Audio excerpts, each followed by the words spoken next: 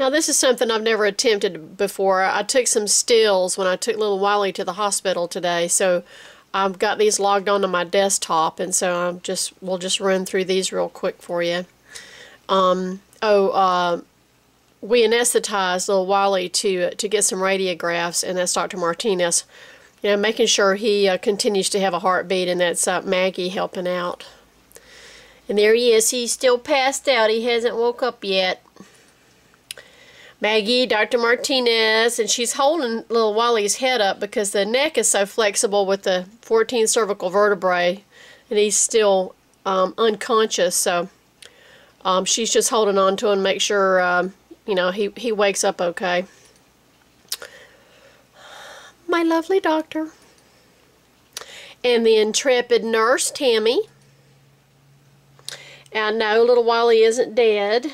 We're getting a weight on him, so we'll know what kind of injectable antibiotics to give him later.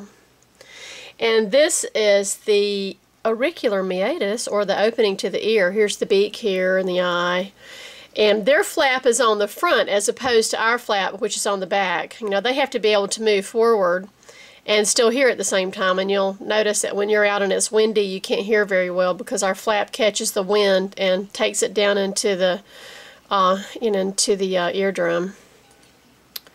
And while he's under anesthesia, Dr. Martinez is doing a little eye exam on him. Eye boo-boos are a frequent occurrence with car collisions. Let's see, who can find the break? We've got one right here. This is the leg, and right here, this is the wing. So yeah, he's a hurting gator. There's a close-up of the leg,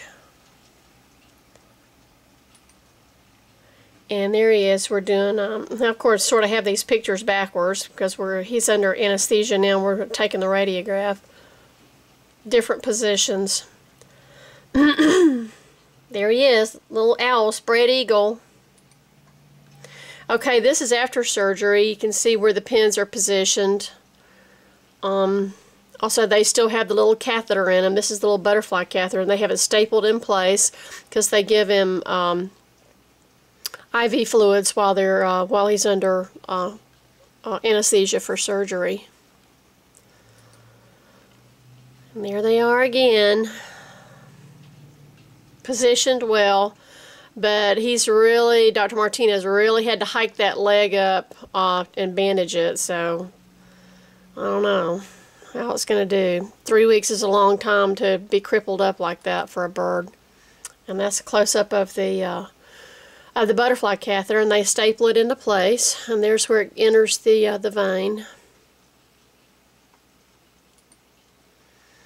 And there's Nurse Tammy hanging on to him till he gets good and awake. We've pulled the catheter and had to put pressure on the, you know, until it clotted and stuff. And there he is, boxed up like a little takey-outy, getting ready to go home from the hospital. And there he is, all set up in his little crate at home. So I'm throwing him out a couple of mice. I'm not going to feed him a lot tonight because, you know, he's probably still a little irpy from all that anesthesia. He was under anesthesia for about 2.5 hours. It was a big, big surgery he was under today. Okay, that's it for my end of the swamp. Woo-hoo.